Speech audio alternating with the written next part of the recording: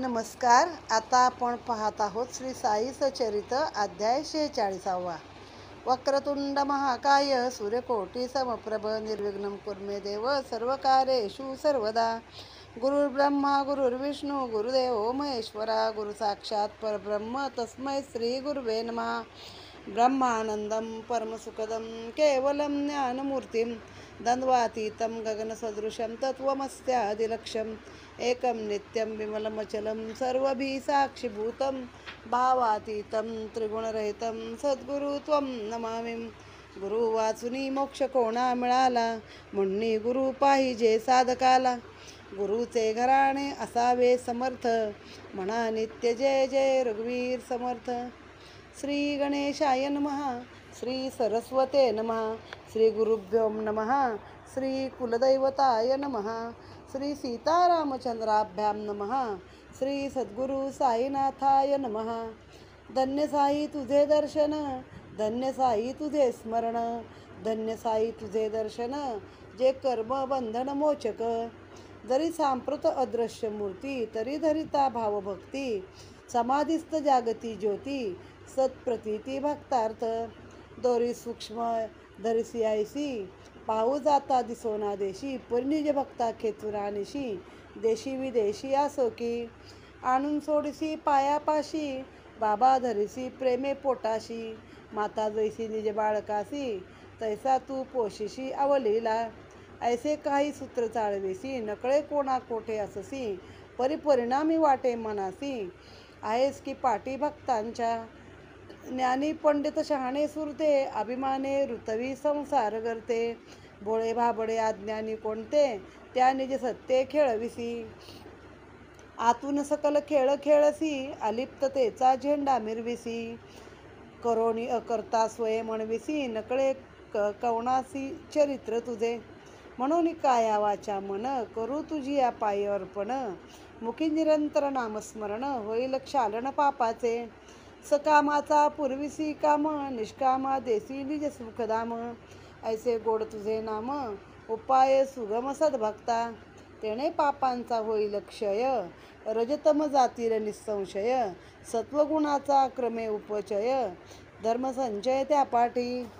धर्मवृत्ती होता जागृत, वैराग्य येई मागे धावत. नामशेष विषय होत, तात्काळ प्रगटत निज ज्ञान. विवेकेसी लाभता ज्ञान, सत्स्वरूपी अनुसंधान. तेच गुरुपदी अवस्थान, पूर्ण गुरु अर्पण या नाव. मन साईपदी अर्पण, झाले याचे एकची अनुसंधान. तेने गुरुपदी अवस्थान, मन साईपद अर्पण. झाले एकची खूण, साधक होय शांती प्रवण. उल्हासे संपूर्ण निज भक्ती, सप्रेम गुरुभक्ती या नाव धर्म. अवघा तो मीच हा ज्ञानवर्म, विषयी अरती वैराग्य परम. संसारा उपरम ते ठाई, ऐसी या भक्तीची या महिमा धन्य. केल्या जीवे भावे अनन्य, शांती विरक्ती कीर्ती या तीन. जियेच्या आधीन सर्वदा, गुरुभक्ती ऐसी जयासी. उणे कैचे तरी तयासी, इच्छिल जे जे आपले मनासी. ते ते अप्रयासी साधेल, ऐसी या त्या भक्तीपाशी. ब्रह्मस्थिती तो आंधणी दासी, तेथे कोणी मोक्ष पुसी. तीर्थे पायासी लागती. पूर्वीला अध्यायी झाले कथन, दीक्षितांचे भागवत वाचन. नवयोगियाचे भक्ती वर्णन, शरण दर्शन साईंचे. साई भक्त आनंद राव, पाखाडे जया लागे उपणाव. कथिले तयाचे स्वप्न लागव, भक्तीचे वैभव साईंच्या. साई जयास घेती पदरी, तो घरी असो वा दीपवंतरी. तया सन्निधाष्टो प्रहरी, वसे निर्धारी श्री साई. भक्त जेथे जेथे जाई, तेथे तेथे कवण्याही ठाई. आधीच जाऊन उभा राही, दर्शन देई अकल्पित. या आरतीची अभिनव कथा, कथितो तुम्हा श्रोतया करता. विस्मय वाटेल श्रवण चित्ता, आनंद चित्ता येईल. येथील साईमुखीची अक्षरे, भावे सेविता श्रवणद्वारे. समाधी सौख्य फिरे माघारे, स्वानंदे तरतरे सद्भक्त. जेत प्रतिपदी चमत्कारता, ऐसी गोड ही कथा परिसता. आपण विसरेल श्रोता, अलोट गैवरता दाटेल. काकासाहेब दीक्षितांचा ज्येष्ठ पुत्र बाबू याचा, नागपुरी व्रतबंदसाचा करावयाचा निश्चय. नानासाहेब चांदोरकर तयांचाही ज्येष्ठ पुत्र, तयाच्याही लग्नाचा विचार, जाणे ग्वाल्हेर शहरासी. मौजी बंधन झाल्या पाठी, ग्वाल्हेरील लग्नासाठी, काकांमुळे व्हावी न खोटी, हे होते पोटी नानाच्या.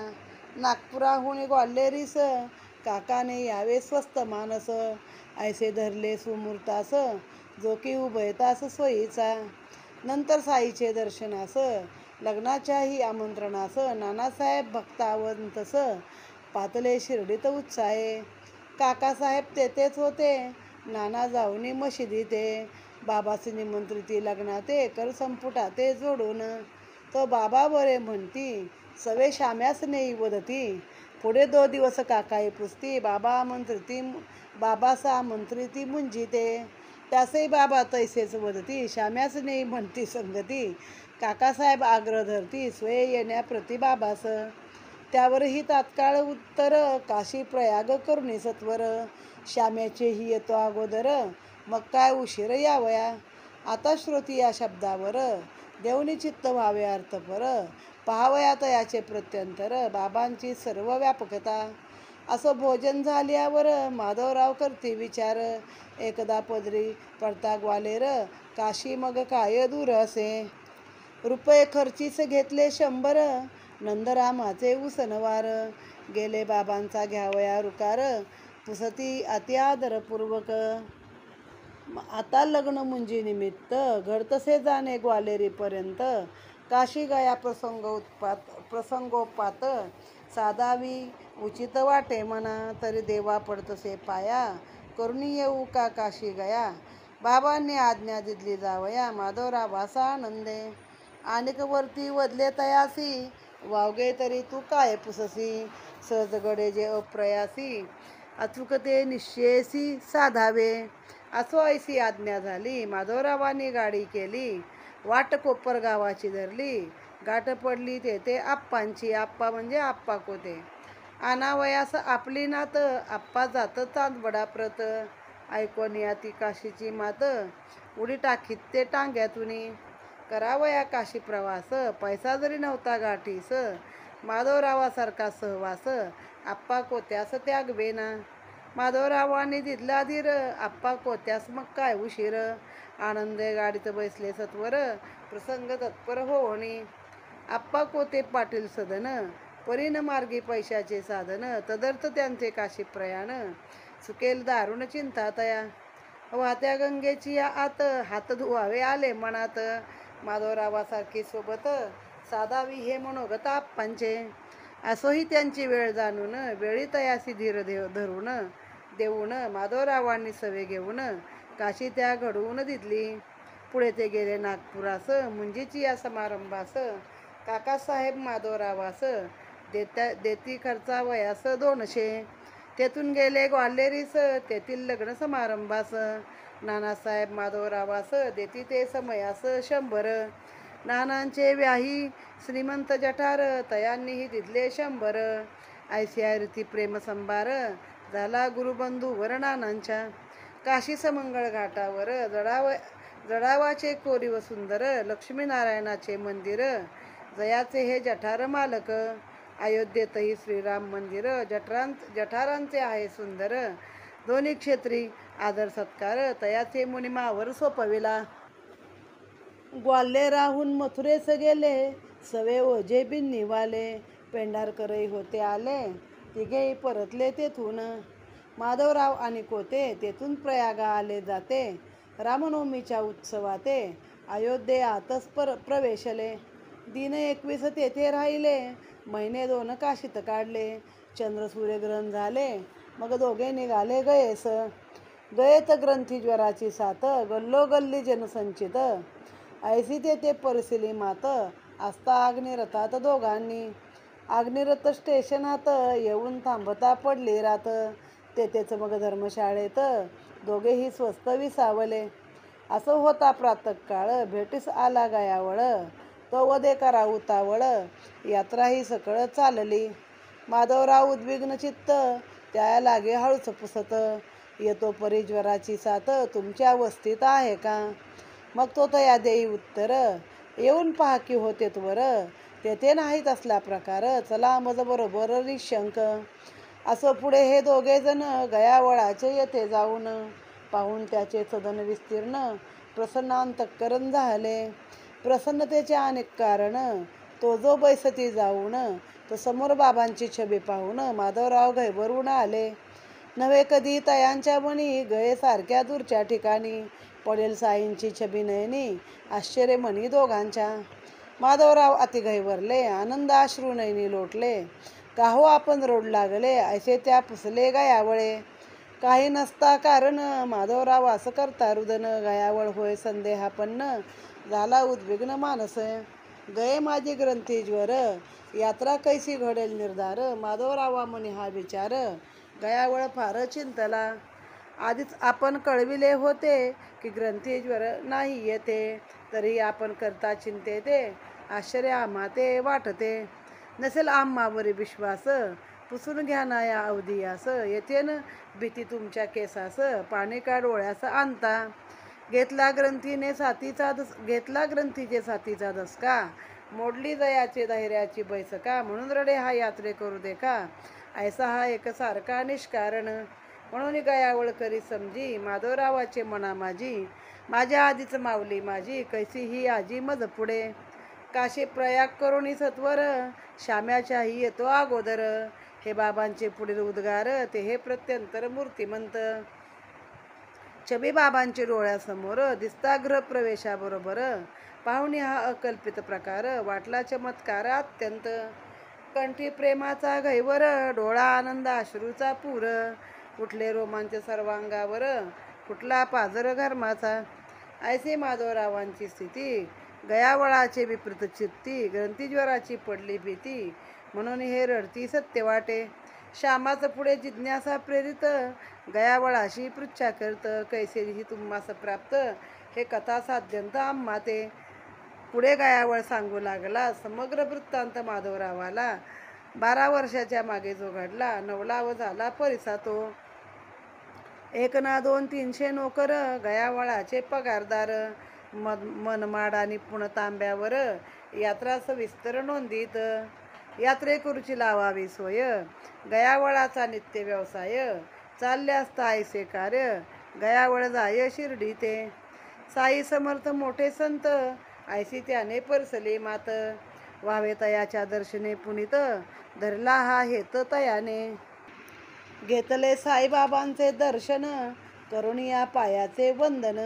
छबी तयाची संपादन, इच्छाही निर्माण झाली. होती माधवरावापाशी छबी, एकटांगली भिंतीसी. गयावळ मागू लागला तियेसी, पुसुनी बाबासी ती दिदली. तीच ती की आपली छबी, तो गयावळ मग हे सर्व आठवी. तेच बाबा कैसे मज पाठवी, कैसे मज भेटवी दीर्घकाले. वस्तुस्थिती पाहू जाता, 12 वर्षा मागील वार्ता. कोण किमर्त ही स्मरता, कधी न चित्ता आठवली. परी बाबांची आगाध लीला, तेथेच पाठवले श्यामाला. तेथेच दिदले निज दर्शनाला. गयावळही झाला अत्यंत. हीच की दिदली आपले येथून, साईबाबांची आज्ञा घेऊन. यात गयावळा लागून, झाले स्मरण श्यामास. याचेच येते पूर्वी आपण, उतरलो होतो शिर्डीस येऊन. यानेच करविले बाबाचे दर्शन, झाले स्मरण गयावळा. मग परस्पर कृतोपकार, नाही आनंदा पारावार. ठेवली उत्तम व्यवस्था फार, त्यांनी गयेवर श्यामाची. तयाच्या घरची काय श्रीमंती, दारी जयाचे झुलती हत्ती. आपण पालखी माझी बैसती, श्यामास बैसविती हत्तीवर. आनंदे विष्णू पदावर जाऊन, पूजा संभार सवे घेऊन. घातले देवास अभिषेक स्नान, किल्ले पिंड प्रदान यथाविधी.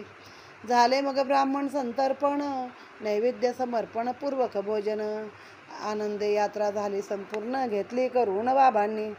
असो या सर्व कथेचे सार, सार्थ बाबांचे मुखद उद्गार. अनुभवा येती अक्षर अक्षर, प्रेमही भक्तावर अनिवार. काय हे भक्त प्रेम, इतर जीवासही देखत सम. तयासी तादाम्य परम, आवड ही एक निस्सीम तयांची. कधी लेंडीहून मशिदीस येता, सहज मागे चालता चालता. कळप एकदा शेळ्यांचा भेटता, परमानंदता बाबास. तव त्या समस्त कळपावरून, निजामृत दृष्टी फिरवून. त्यातून कधी 1-2 शेळ्या ते निवडून काढीत. धणी मागेल ती किंमत बाबा तत्काळ देऊन टाकत. कोंडाजीचे पाशी ठेवत ऐशी ही पद्धत बाबांची. एके दिवशी शेळ्या 2 किंमत 32 देऊन. बाबा आले खरे दून सकाळा लागून आश्चर्य. पडती या दोन्ही दृष्टी औचिताप आवडी उपजली पोटी. जाऊन या त्यांचे निकटी पाटी थोपटी तयाची. पशुजन्मी देखुनी उभयता कृपा उपजली साईनाथा. स्थिती पाहुणी कळवळले चित्ता प्रेमोद्रेकता दाटली. घेऊन या त्यासी जवळी साई प्रेमे तया कुरवाळी. साश्चर्य झाली भक्त मंडळी पाहून नवाळी बाबांची. पूर्वजन्मीचा लोभ परम स्मरला साईसा आले प्रेम. पाहून तयाचा पशुजन्म कळवळा अप्रतिम उपजला. 2 रुपयाची किंमत 3 अथवा 4 चिजप्रत देती बाबा 16 हे विपरीत. पाहून तो चकित तात्याबा देई वाणी घेई प्राणी ऐसे प्रत्यक्ष देखून नैनी. तात्यास माधवरावांनी धिक्कारली करणी बाबांची. दोहोंच्या माला 16 का देती बाबास पैशाची किंमत का नव्हती. की ते येथेच काहीतरी करती ऐसी उत्पत्ती बैसेना उपपत्ती बैसेना. दोघे अंतरी बहु चढ पडती ऐसे का बाबा हा सौदा करती. दोघेही बाबास दूषण देती काही रीती सौद्याची. ऐसे कैसे बाबा फसले पाहू अवघे लोक ते जमले. बाबा अंतरी स्वस्त ठेले जाणून हरवले यत्किंचित. जरी हे दोघे ऐसे कोपले बाबास दूषण देऊ लागले तरी बाबा यत्किंचित डळले आचर ठेले शांती सुखे. मग आदरोणी विनयवृत्ती दोघेही बाबास पुसती. ही काय उदारपणाची रीती रुपये 32 गेले ना. केवळ पैशाचा तो प्रश्न परसोनी साई हास्य वदन. मनी म्हणे हे वेडे जन कैसे म्या समाधान करावे. परी बाबांची शांती विलक्षण स्थैर्य न ढळे अनुप्रमाण हेच परमशांतीचे लक्षण. आश्चर्य अवघे जण करताती क्रोध नाही दयाच्या गावी. परम शांतीच जो अनुभवी भूतमात्री तो भगवंत भावी. कैसी त्या शिवावी अविवेकता. विवेक दृष्टीचे जे निधडे क्रोध येऊन देती पुढे. विपाये जैसा हा प्रसंग घडे भांडार उघडे शांतीचे. अल्ला मालिक निरंतर ध्यान तयाचे काय वानू महिमान. चरित्र आगाध अनेक घन अति पावन हितकर. ज्ञानगर्भ वैराग्य निधी निज शांतीचा जो उददी. उददी म्हणजे सागर.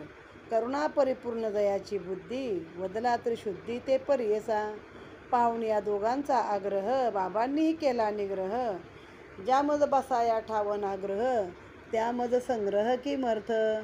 म्हणाले जाऊन दुकानात आधी आणा डाळ विकत. 4 शेरभर त्या मनमुक्त मग द्या त्या परत धनगरा. आज्ञेनुसार तत्काळ शेळ्यास खाऊ घातली डाळ. मग काही न दवडता वेळ पाठवल्या परत कळपात. मूर्तिमंत परोपकार तो हा साई प्रत्यक्ष अवतार. तात्या तयास श्यामा तात्यावा इतर काय सुविचार सुचवतील. डाळ चारवून परमप्रीती पाहुणी शेळ्या पावल्या तृप्ती. मग म्हणती या धनिया प्रती घेऊ तो कळपात विश्रांती. रुपये गेले रुपया परी शेळ्या गेल्या फुकटावरी. पुढे गतजन्मीची नवलपरी कथिली सारी बाबांनी. जैसा तात्या तैसाच श्यामा दोघावरही येत बाबांचा प्रेमा. तयाची या कोपे परमा कथिती मनोरमा आख्यायिका. साई स्वय होऊन आपण दोघा लागी करती निवेदन. शेळ्यांचे पूर्वजन्माचे कथन श्रोताही श्रवण की जेते. पूर्वजन्मी यांचे सुदैव तेव्हा हे जीव होते मानव. मजपाशीत बसावया ठाव कर्मप्रभाव यांनाही. या ज्या शेळा दिसते तुम्हा होते ते बंधू पूर्वजन्मा. भांडता परस्पर झाली सीमा ते या परिणामा पावले. बंधुता आरंभी प्रेम एकत्र अशन शयन नेम. नित्यचिंतिती कुशलक्षेम एकात्मता परम उभयतासी. असेच दोघे जरी सहोदर कर्मधर्म संयोग दुर्धर. द्रव्य लोभाती भयंकर पडले वैर परस्परी. ज्येष्ठ बंधू महाआळशी कनिष्ठ व्यवसायी अहर्निशी. त्याने जोडल्या द्रव्य राशी मत्सर ज्येष्ठासी संचला. काढून या टाकावा काटा मग द्रव्यास नाही तोटा. ऐसिया विचारे आडवाटा आवडल्या ज्येष्ठा धन लोभे. धनमोहे दृष्टी प्रतिबंध डोळे असता झाला अंध. विसरला बंधू प्रेम संबंध, झाला सन्नद तद्घाता. परमकठीण प्रारब्ध योग भोग, उपजला निष्कारण वैरयोग. फुटले गुप्त कपट प्रयोग, लोभा वेगा नावर. होते त्याचे आयुष्य सरले, बंधुत्व प्रेम समळ विसरले. दुराभिमानाने अत्यंत खवळले, वैरीने झगटले परस्पर. सोटा हणोनिया माथा, एकाने दुजास खालते पाडता. तेने कुऱ्हाडीचे आघाता, सरसा निज भ्राता मारिला. मग ते दोघे पडले मूर्छित, छिन्न भिन्न रुद्रोक्षित. अल्प अवकाशे असुविरहित, पातले पंचत्व दोघेही. ऐसा त्यांचा होता अंत, प्रवेशले ते या योनीत. ऐसा हा त्यांचा वृत्तांत, स्मरला मज साध्यंत तया पाहता. ते कृतकर्म भोगावयासी, आले शेळीच्या जन्माशी. अवचित कळपात देखता त्यासी, प्रेमावशी मी झालो. म्हणून खर्चुनी पल्लव ते दाम, वाटले तयासी द्यावा विश्राम. तुमची आमिषे तयाचे कर्म, आडवे के ठाम तया पुढे. शेळी या लागी दयापोटी, परी तुमची आग्रासाठी. मी झालो कबूल शेवटी, द्यावया त्या पाठी धनगरा. असो येथे संपली कथा, क्षमा करावी मजला श्रोता. पुढील अध्याय पुढे परसता, आनंद चित्ता होईल. तोही परम प्रेम भरित, तेही साई मुखीचे अमृत. हेमाड साई चरणी विनत, हो विनवित श्रोतया. स्वस्ती श्री संत सज्जन प्रेरते, भक्त हेमाड पंत विरचिते. श्री साई समर्थ सच्चरिते, काशी गया गमन अजा जन्म कथन नाम. षटचत्वारी शतमो अध्याय संपूर्ण. श्री सद्गुरु साईनाथार्पण नमस्तु. अध्यायाच्या सुरुवातीला नेहमीप्रमाणे गणपती, सरस्वती, श्री गुरु, कुलदैवत सीतारामचंद्र आणि सद्गुरु साईनाथ यांचं नमन करून, त्यांचं स्मरण करून अध्यायाला सुरुवात केलेली आहे. तर जरी सांप्रत साई समाधीमध्ये आहे, तरी खऱ्या भक्तासाठी त्यात ती ज्योती जागवत होतो. किंवा अशी सूक्ष्म दोरी आहे की जी दिसत नाही, पण ती पायाला लावून निज भक्ताला साई तिथे खेचून आणतात, आपल्या पायापर्यंत खेचून आणतात, पोटाशी धरतात. आई जशी आपल्या बाळाची काळजी वाहते, त्याला अन्न देते, तसे साई तुमची काळजी वाहत असतात असं सांगितलेलं आहे. मग करोनी अकर्ता स्वये म्हणविसी, म्हणजे साई सगळं करतो, पण मी अकर्ता आहे, मी काहीच करत नाही, अलिप्त आहे आणि कुणाला तुझं चरित्र समजत नाही. म्हणून काया वाचा मनाने जर तुझ्याच पायी आम्ही अर्पण केलं स्वतःला, मुखी निरंतर तुझं नाम घेतलं, तर नक्कीच आमच्या सगळ्या पापांचं क्षालन होईल. आणि तुझ्या नुसत्या नावाने, तुझ्या दर्शनाने आमच्या पापांचा सगळा क्षय होऊन जाईल. ज्याची धर्मवृत्ती जागृत होते, दानवृत्ती म्हणजे कसं, काही रक्कम असू द्या, काही वस्तू असू द्या, पण त्याचा मोह आपण सोडतो आणि ती आपण दुसऱ्याला देतो. तर त्यामुळं तुमचं काय होतं, वैराग्यवृत्ती जागृत होते. मग त्याने काय होतं, वैराग्याच्या मागे विवेक येतो. विवेकाने काय होतं, आपलं मन गुरुपदी लागतं आणि मग त्याच्या मागे मोक्ष तुमच्याकडे धावत येतो. तुम्हाला गरज नाही मोक्षाच्या मागे धावायची. तर ज्याचं मन साईपदी अर्पण केलेलं आहे आणि सप्रेम गुरुभक्ती, यालाच धर्म असं म्हटलेलं आहे. जे शांती, विरक्ती, कीर्ती या सगळ्याच्या अधीन कोण असतात, गुरु असतात. शांत असतात स्वभावाने, विरक्त असतात, कुठल्या गोष्टीचा लोभ धरत नाहीत. आणखीन त्यांना हे कसं म्हणायचं, त्यांना काही कमीच नसतं, जे पाहिजे ते स्वतःला करू शकतात, अशी त्यांची ब्रह्मस्थिती झालेली असते. पण हे लोक काही कधी कुणाला मागत नाहीत. आता मागच्या अध्यायामध्ये आपण पाहिलं, दीक्षित भागवत वाचन करत होते. मग त्यात ते नवनारायण नवनारायणांनी नवनाथाचे अवतार घेतले आहेत. तेव्हाची ती काय, त्यांना आधी कट्टर अशी एकदम कडक अशी ती भक्ती, म्हणजे व्रत करावं लागलेलं आहे. तर दीक्षितांना वाटतं की असं व्रत आपल्याच्यानं होईल का. आणि मग तेव्हा बाबांनी त्या दुसऱ्या आनंदराव पाखाडे नावाच्या ग्रस्ताला स्वप्नात दृष्टांत दिला आणि साईंचे पाय एक प्रकारे दाखविले आणि ते जाणून दिले की जे आपलं आहे, आपलं आहे. लोकांची बरोबरी आपण कुठल्याच गोष्टीमध्ये करायची नाही. त्यांची भक्ती एवढी आहे म्हणून तुमची आहे असं नाही आहे. तुमची भक्ती तुमच्या जागी बरोबर आहे. आता एक पुढील कथा आपण ऐकूया. साई असतानाची कथा आहे ती. तर काकासाहेब दीक्षितांचा मोठा मुलगा बाबू, त्याचं नागपुरामध्ये मुंज होती. व्रतबंध म्हणजे मुंज. आणि त्याचवेळी नानासाहेब चांदोरकर यांच्या मुलाचं ग्वाल्हेरला लग्न होतं. आता ते दोघांनी मुहूर्त असे धरले की एकमेकाला यायला मिळालं पाहिजे, अडचण व्हायला नको. आणि दोघंही आले बाबांना बोलवायला. आता सर्वांना माहिती आहे बाबा खरं तर कधी कुठेही शिर्डी सोडून जात नाहीत, पण भक्त मोठ्या प्रेमाने बाबांना बोलवायला येत होते. मग बाबांनी दोघांना काय सांगितलं, श्याम्याला घेऊन जा सोबत, श्याम्याला घेऊन जा सोबत असं सांगितलं. मग बाबा म्हणले, बघा आधीच बोलले बाबा, अरे ग्वाल्हेरपासून काय काशी काय लांब आहे का, ते करून श्याम्याच्या आधी मी येतो का. नाही बघ म्हणे बाबा, या बरं तुम्हाला बोलतोय तर. मग आता ह्या शब्दावरती लक्ष दिलं आणि माधवराव विचार करू लागले की एकदा जर ग्वाल्हेरपर्यंत गेलो तर मग तिथून काशी आणि हे किती लांब आहे, मग आपण जाऊया. तेव्हा बाबांनी आधीच म्हटलंय की तत्काळ उत्तर श्याम्यानेही संगती. काकासाहेब म्हणतात, बाबा तुम्ही स्वतः या. तर म्हणे, अरे काशी गाया करून श्याम्याच्या आधी मी येतो का नाही ते बघ. तर ते पुढं बघा, त्याचं ते प्रकरण असं असतं की ते त्यांना इच्छा होते साईला ह्यांना श्याम्याला कुठली काशी गाया अयोध्या करण्याची. मग निघाले 100 रुपये खर्चाला, ते पण उसने घेतले कुणाकडून तरी. बाबांची आज्ञा घेतली तर बाबा म्हणले, अरे तुझं काय चुकीचं नाही आहे, वावगं काय.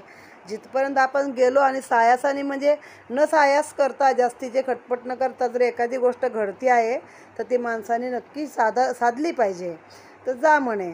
मग त्याचवेळी कोपरगावला गेले तर कोपरगावला कोण भेटले, आप्पा कोते भेटले. तर आप्पा आपल्या नातीला आणायला चालले होते.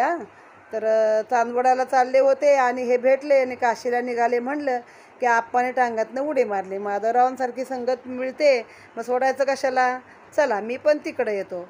माधवरावांकडे फक्त 100 रुपये होते. आप्पा कोते पाटील घरचे पैसेवाले होते, पण आता रस्त्याने काय नव्हते ना पैसे. पण माधवरावांनी पण असं नाही म्हणले माझ्याकडे 100 रुपये त्यात तुला कुठं नेऊ, असं नाही म्हणले. तर चला म्हणे आपण दोघंही काहीतरी होईल, साई व्यवस्था करतील असं म्हणून त्यांना धैर्य देऊन माधवराव स्वतःच्या बरोबर घेऊन गेले आणि काशी त्यांना पण घडवून आणली. मग पुढं नागपूरला गेले, मुंजीच्या समारंभाला गेले आणि काकासाहेबांना पण समजलं ना हे काशी यात्रेला जाणार आहेत. मग काकासाहेबांनी त्यांना 200 रुपये दिले. तेव्हा तिथून पुढं ग्वाल्हेरला गेले नानासाहेब चांदोरकरांकडं. नानासाहेबांना पण ती बातमी कळली. नानासाहेबांनी 100 रुपये दिले. आणखी नानांचे व्याही होते जठार म्हणून, ते पण पैसेवाले होते, श्रीमंत होते, त्यांनी अजून 100 रुपये दिले. म्हणजे झाली 400 रुपयाची बेगमी बाबांनी करून दिली ना जाण्याची. मग त्याच्यानंतर वरून काय झालं तर त्या जठारांचं ना दोन्ही ठिकाणी हे होतं, मंदिर होतं. काशीला एक लक्ष्मीनारायणाचं मंदिर होतं सुंदर असं कोरीव, आणि अयोध्येला पण एक राम मंदिर जठारांचं आहे. मग त्या दोन्ही क्षेत्री यांना राहण्याची सोय, यांचा आदर सत्कार सगळं वरनं मुनिमानवर आपल्या सोपवलं. म्हणजे सगळी सोय बाबांनी करून दिली. मग ग्वाल्हेरपासून मथुरेला गेले. मग तिथं सवे ओझे आणि बिनीवाले, पळसप्याचे ओझे आडनावाचे की इनामदार आणि बिनीवाले आणि पेंढारकरे होते. ते लोक मथुरेपर्यंत गेले. तिथून ते तिघे परतले आणि माधवराव आणि कोते मात्र पुढे प्रयागाला गेले. मग रामनवमीच्या उत्सवात दोघांनी अयोध्येत प्रवेश केला. 21 दिवस ते अयोध्येमध्ये राहिले. मग त्यानंतर 2 महिने काशीमध्ये काढले. सूर्यचंद्रग्रहण केलं काशीमध्ये. सूर्यचंद्रग्रहणाला प्रयागस्थळी असावं ना माणसाने, तिथं पुण्य असतं ते आंघोळ करणं. आणि मग ते गयेला गेले. आता देवाच्या कृपेने हे सगळं माझं झालेलं आहे. काशी, गया, प्रयाग, अयोध्या परमेश्वराने माझ्याकडनं करून घेतलं खूप आधीच. मग गयेत त्यावेळी तिथे ग्रंथी ज्वराची साथ होती, म्हणजे प्लेगाची साथ होती. त्यामुळे हे थोडे जायला घाबरत होते. मग रात्र झाली तर स्टेशनमध्येच थांबले रेल्वेच्या. अग्निरथ स्टेशन, आता एक शब्द मराठी आहे, एक शब्द इंग्रजी आहे. अग्निरथ म्हणजे रेल्वे, स्टेशनला स्टेशनच ना, विश्रामधाम एवढं कोण म्हणणार. तर तिथे उतरले होते. तर तिथे एक गयावळ त्यांच्या भेटीला आला सकाळी सकाळी. म्हणजे जसे ते पंडे असतात नाशिकला वगैरे जाऊन, तुमचे कोणाकडं आहे तुमची सगळी वंशावळी, ते तुम्हाला सगळं सांगतात. त्यांच्याकडे ते उतारे वर्षानुवर्षाचे जपलेले आहेत. तसे इकडं गयावळ म्हणजे गयेमध्ये हा उद्योग करणारी मंडळी, लोकांची व्यवस्था, राहणं, त्यांच्याकडनं सगळं कार्यक्रम करून घेणं वगैरे. तर माधवराव आधीच मनात जरा उद्विग्न झाले. त्याला हळूच विचारायला लागले की आम्ही येतो, आम्हाला यायचं तर आहे यात्रा करायला, पण तुमच्या तिकडं म्हणे प्लेगची साथ आहे, तर ही तुमच्या वस्तीला आहे का. मग तो गयावळ म्हणला, अहो येऊन पहा, तिथं काहीच नाही आहे आमच्याकडं, माझ्याबरोबर आरामशीर चला. मग पुढं गेले. त्या गयावळाचं घर पण मोठं होतं, विस्तीर्ण. दोघांना प्रसन्न वाटलं अंतःकरण. आणि दुसरं प्रसन्नतेचं कारण असं होतं की जिथं जाऊन बसले तिथं समोरच साईबाबांची छबी होती. मग माधवरावांना एकदम गहेवरूनच आलं की माझा गुरु माझ्या पाठी एवढ्या लांब. त्यांना असं वाटलंच नव्हतं की गयेसारख्या ठिकाणी बाबांची तसबीर बघायला मिळेल. आणि ते रडू लागले आनंदाने. आता या गयावळाला काय वाटलं की हा माणूस त्या प्लेगाच्या भीतीनेच रडतोय वाटतं. तो म्हणे, अहो कशाला रडता, कशाला टेन्शन घेता, 4 लोकांना विचारून घ्या, इथं काही प्लेग वगैरे नाही, तुमच्या केसाला पण धक्का लागणार नाही आहे, तुम्ही ग्रंथीज्वराचा धसका घेऊ नका. त्याला असंच वाटलं की हा यात्रेकरू त्यासाठी रडतोय जीवाच्या भीतीने. आणि बाबांच्या मनात काय, माझ्या आधीच माझी माऊली माझ्या पुढं उभी होती. ते बोललेले शब्द आठवले, काशी प्रयाग करून सत्वर, श्याम्याच्याही येतो अगोदर, मी येतो तुमच्या लग्नाला, असं काय काळजी करू नका, श्याम्याच्या पण आधी येईल. तर ते मूर्तिरूपाने श्याम्याला तिथं दिसले थोडक्यात. मग त्यांनी शेवटी माधवरावानेच विचारलं की आता ह्याच्या मनात काहीतरी वेगळं आलं असेल, मी काय रडतोय तो वेगळंच सांगतोय, माझ्या मनात वेगळेच भाव आहेत. त्यापेक्षा माधवरावानेच विचारलं की ही तसबीर तुमच्याकडं कशी आली. मग त्या गयावळानं सांगितलं, पूर्वी तो पुणतांबे आणि मनमाड या ठिकाणी होता, याचंच पगारदारी होता. गयावळाचे 1-2-300 नोकर होते त्याचे पगारी. आणि यात्रेचं नोंदी करायच्या यात्रेकरूच्या सविस्तर, मग काय असेल ती सोय लावायची, काय त्यांच्याकडनं सरकारी टॅक्स वगैरे, हे सगळं त्याचा कामधंदा होता. मग असे कार्य चालले असताना ह्या गयावळाला एकदा कळलं की शिर्डीला एक बाबा असे संत महंत राहतात. म्हणून त्यांच्या दर्शनाला तिकडे गेला. मग त्यानं बाबांचं दर्शन वगैरे घेतले, बाबांचे पाय धरले. आणि या गयावळाच्या मनामध्ये असं आलं की आपल्याला एक साईंची मूर्ती छबी मिळाली पाहिजे. बाबा प्रत्येकाच्या मनातली गोष्ट बरोबर ओळखत असत न सांगता. बाबांनी लगेच सांगितलं की जा माधवरावापाशी आणि तुला ती तसबीर तिथं मिळेल. म्हणजे ही कोणी दिली होती, तर श्याम्याने स्वतःच दिलेली तसबीर होती. भिंतीला एक टांगलेली तसबीर होती. तो गयावळ मागू लागला, बाबांना विचारून ती दिली. तीच ही आपली छबी आहे. मग हे गयावळाला आठवलं, मग बाबांनी मला इथंच बरोबर कसं पाठवलं आणि दीर्घकाळाने स्वतःची भेट इथं करून दिली. 12 वर्षाच्या मागची वार्ता कुणाच्या लक्षात राहते. पण मग ती श्यामाला पण आठवली आणि त्या गयावळाला पण आठवली की याच माणसाच्या घरी आपण शिर्डीला राहिलो होतो, याने आपली उडबस केली होती चांगली. मग त्यामुळं मग त्याने पण त्या दोघांना अतिशय प्रेमाने ठेवून घेतलं. पैसेवाला होता तो तेव्हा, त्याच्या घरी पालख्या, हत्ती वगैरे होते त्या गयावळाच्या घरी. मग स्वतः पालखीत बसला, या माधवरावाला हत्तीवर वगैरे बसवलं आणि असं मिरवणूक करून सगळी पूजा करून घेतली आनंदाने विष्णुपदावर जाऊन, आणि ते पिंड प्रदान केलं. मागच्या अध्यायात मी सांगितलं असेल तरी पुन्हा एकदा सांगते की ते असं ठिकाण आहे गया की बाकीच्या ठिकाणी आपण मंदिराच्या बाहेर किंवा पाण्यापाशी करतो, मंदिरात जायचं नाही. पण इथं मात्र असं आहे की पिंडाचं जे पिंड आपण पाडणार ते पिंड विष्णूच्या पदावर, तिथं विष्णूची मूर्ती नसून विष्णुपद आहे, त्याचं मंदिर आहे आणि त्याच्या पायावरच ते पिंड नेऊन टाकायचे. मग ते केलं. मग ब्राह्मण संतर्पण म्हणजे अन्न दिलं सर्वांना, नैवेद्य केले, सगळं विधी आनंदाने यात्रा ती पूर्ण झाली. मग असं या कथेचं सारखंच आहे की बाबांच्या मुखातून एकदा शब्द आले की श्याम्याच्या आधी मी तिथे येतो काशी गयाप्रया करून. तर ते शब्द कसे बाबांचे कधी खोटे ठरले नाहीत. आणि कुठल्या साधू संन्याशांचे जे खरे असतात त्यांचे शब्द हे खरेच ठरतात.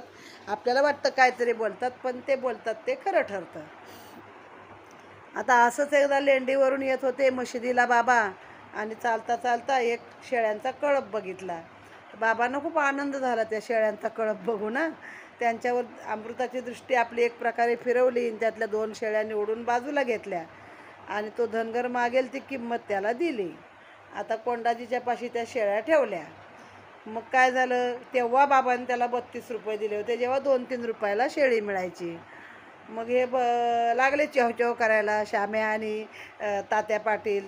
काय म्हणे, बाबा पैसे काय वर आलेत का, कुठं आपले पैसे घालवायचे. अहो 2 रुपयाला एक शेळी, जास्तीत जास्त 3 रुपये, 6 रुपया द्यायचे, तर तुम्ही त्याला 36 रुपये देऊन आलात. म्हणजे किती रुपये हप्ते वरचे गेले. ज्याची किंमत 2 रुपये 3 रुपये, तर तुम्ही एका शेळीला 16 रुपये दिले, 32 रुपये दिले. तर बाबांना ओरडायला लागले. हे लोक प्रेमाने ओरडायचे हा बाबांना. दोघे बाबाच दूषण देते, काय ही सौद्याची होते. म्हणजे एरवी बाबा स्वतः वाण्याच्या दुकानात जाऊन मागच्या अध्यात आपण बघितलं आहे की ते स्वयंपाकासाठी लागणारं हांडीसाठीचं सामान स्वतः मोजून मापून आणत असत. तिथं कोणी फसवणूक बाबांची करू न शके. आणि इथं मात्र काय झालं, तर बाबांनी एवढा महागाईचा सौदा करून आले होते. पण या प्रेमळ भक्त मंडळींची बडबड सारी बाबांनी ऐकून घेतली. का तेवढं नातं होतं. तो श्याम्याचा बाबांना किती वेळा आरे तुरे करत होते. एका बाईला पोटी बाळ संतान नव्हतं तेव्हा बाबांना नाही का, देवा दे तिच्या ओटीत नारळ. बाबा म्हणे फोड. तो म्हणे देवा दे तिच्या ओटीत नारळ. त्याला देवाच बनायचे आणि अरे तुरे करायचे कोण? श्याम्या करायचे साईबाबांना. मग बाबा शांत राहिले आणि मग शेवटी क्रोध नाही, राग नाही. मग त्याच्यानंतर त्यांनी सांगितलं की अल्ला मालिके ध्यान करताना बाबा बोलले की याची एक कथा होती म्हणे, आता मी तुम्हाला ती सांगतोच म्हणे. जा आधी पहिले डाळ विकत आणा. 4 शेर डाळ आणली. त्या शेळ्यानं मनमुक्त अशी डाळ खाऊ घातली आणि मग त्यांना परत त्या धनगराच्या कळपामध्ये पाठवून दिल्या. आणि मग सांगितलं की ह्या शेळ्या मला आठवल्या की हे पूर्वजन्मी मनुष्य जन्मामध्ये होत्या. आणखीन त्या म्हणे माझ्याजवळच बसायचे. ते भाऊ होते दोघंजणं. पण कसं ना, लहानपणी एकत्र बसणे, राहणे, खाणे पिणे, खेळणे, एकमेकाचं प्रेमाने चौकशा करणे. पण हेच भाऊ पुढं मोठे झाले आणि पैशाचं मोठा ते असतं ना माणसाला, सख्खे भाऊ पक्के वैरी करतात, तसंच त्यांचं झालं. त्यातला मोठा होता तो आळशी होता, त्याला काहीच करायचं नसायचं. आणि धाकटा होता तो मात्र कामधंदा करणारा होता आणि त्याने स्वतःजवळ बऱ्यापैकी द्रव्य साठवलं होतं. आता या मोठ्याला काय वाटलं, मत्सर नुसता, की आपण ह्याचा काटा तरी काढावा म्हणजे सगळं आपल्यालाच मिळेल. मग डोळे असून तो आंधळा झाला. त्याला भावाचं प्रेम दिसेना आणि त्याने त्याचा जीव घ्यायचं ठरवलं. तर धाकट्याला बिचारायला फुकट सजा भेटली. तो तर आपला कामधंदा करत होता. पण मग दोघांनी पण एकमेकाला मोका बघून हाणलं. त्याने त्याच्या स्वतः हाणला, डोक्यात खाली पाडला आणि दुसरा कुऱ्हाडीच्या आघातानं त्यानं त्याला कुऱ्हाडीचा घात केला. असं काहीतरी झालं आणि दोघं पण मूर्छित पडले आणि काही काळाने दोघांची पण प्राणज्योत मालवली. पण त्यांच्या ह्या कृत्यामुळं ते दोघं पण आले कुणाच्या जन्माला? शेळीच्या. असं म्हणतात ना, जो माणूस नेहमी मला मरण दे, मला मरण दे, मला जीवाचा कंटाळा आला असं बोलतो किंवा घात करतो दुसऱ्याचा, तर तो पुढे शेळीच्या जन्माला येतो. म्हणजे शेळीला काय, दर 6 महिन्याने खाटकाचं घर बघावं लागतं. 6 महिन्याने मरण, पुन्हा शेळीचा जन्म, 6 महिन्याने मरण, असं काहीतरी मी ऐकलेलं आहे कुठेतरी. तर त्याचा इथे थोडासा प्रत्यय आपल्याला आलेला आहे. तर मग हे शेळीच्या जन्माला आले. तर मग म्हणे मला त्यांना बघून मला आठवलं सगळं. मला त्यांच्यावर दया आली की हे पूर्वी मनुष्य जन्मात होते, भाऊ होते आणि माझ्याच सहवासामध्ये माझ्याजवळ बसायचे प्रेमाने. म्हणून मी त्यांना खरं घेऊन आलो आणि इकडे कोत्यांकडे ठेवलं होतं. पण तुमचं म्हणे शेवटी तुमच्या बोलण्यानं मी त्यांना परत पाठवायला तयार झालो. कारण त्यांचं कर्म आडवं आलं. जे काय त्यांचं आहे संचित कर्म ते काय चुकणार नव्हतं, म्हणून त्यांना परत पाठवलं. असं म्हणून इथे महाराजांनी म्हणजे बघा, परमेश्वर पण आपलं कर्म कष्ट चुकवू शकत नाही. म्हणून आधी कर्म करतानाच चांगलं करावं आणि मग तिथं समजा झालंच तरी ते आपलं फक्त संचित परिमाण जे असतं ते देवाच्या नामस्मरणाने कमी त्रास होतो. म्हणजे ते भोगायचं तर आहेच, पण जे आपण दुःखाने बडबड करत शिव्याशाप देत भोगणार तेच आपण आनंदाने भोगू शकतो. इतकं या अध्यायातून एक घेतलं तरी चालेल. अशा रीतीने हा अध्याय इथे समाप्त झालेला आहे. अनंत कोटी ब्रह्मांड नायक राजाधिराज सच्चिदानंद सद्गुरू साईनाथ महाराज की जय.